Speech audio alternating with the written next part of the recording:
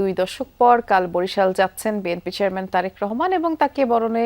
জোরে সোরেই প্রস্তুতি চলছে। বেলস পার্ক মাঠ প্রস্তুত করা হচ্ছে এবং সেখানে আমাদের সহকর্মী কাউসার হোসেন অপেক্ষা করছেন আমাদের জন্য। কাউসার, দীর্ঘ 2 দশক পর যাচ্ছেন তারেক রহমান এবং বরিশালকে বিএনপির ঘাঁটি বলেই পরিচয় করিয়ে দেন সাধারণত বিএনপির নেতাকর্মীরা। কেমন দেখছেন এই যে কর্মসূচিগুলো রয়েছে তারেক রহমানের এই বিভাগীয় কর্মসূচি সম্পর্কেও আমাদেরকে জানাবেন। সাধারণ মানুষের আগ্রহ কেমন দেখছেন জানতে চাই। বৃষ্টি, তারেক রহমানের এই সফরকে কেন্দ্র করে দক্ষিণ অঞ্চলের যারা নেতাকর্মী রয়েছে বা সাধারণ মানুষ রয়েছে তাদের মধ্যে কিন্তু ব্যাপক আগ্রহ রয়েছে এবং গেল মাসে তার বরিশাল সফরের কথা ছিল, কিন্তু দুইবার সেই তারিখ পরিবর্তন হয়ে আগামীকাল তিনি বরিশালে আসছেন এবং তিনি এই বরিশালের যে ঐতিহাসিক বেলস পার্ক ময়দান রয়েছে সেই বেলস পার্ক ময়দানে সাধারণ মানুষের উদ্দেশ্যে ভাষণ দিবেন, ধানের শীষের পক্ষে ভোট চাইবেন এবং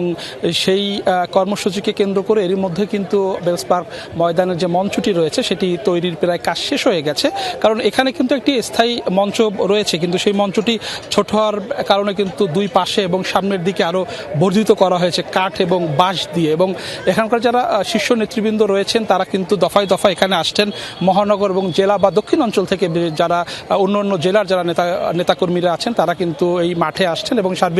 সার্বিক যে কার্যক্রম সেটি পরিদর্শন করছেন এবং পরিদর্শন করে কিন্তু তারা সন্তুষ্ট প্রকাশ করেছেন এবং এর মধ্যে থেকে ঢাকা থেকেও কিন্তু তারেক রহমানের একটি প্রতিনিধি দল এই মাঠ পরিদর্শন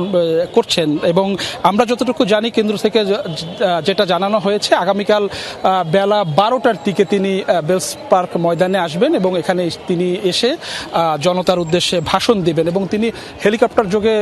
বরিশালে আসবেন। বরিশালের কর্মসূচি শেষ করে তিনি ফরিদপুরের কর্মসূচিতে যোগ দেবেন, সেখানেও তিনি হেলিকপ্টার যোগে যাবেন এবং নেতাকর্মীরা বলছেন যে এই তারেক রহমানের যে সফর, এই সফরকে কেন্দ্র করে দক্ষিণ অঞ্চলের যে 6টি জেলার প্রত্যেকটি উপজেলা এবং ইউনিয়ন থেকেই নেতাকর্মীরা এই বেলস পার্ক মাঠে আসবেন এবং শীর্ষ নেতারা ধারণা করছেন যে এখানে আগামীকাল সাধারণ মানুষ এবং নেতাকর্মীদের ঢল নামবে। বৃষ্টি, বেশ বিস্তারিত তথ্য আপনি জানাচ্ছিলেন, ধন্যবাদ কাউসার।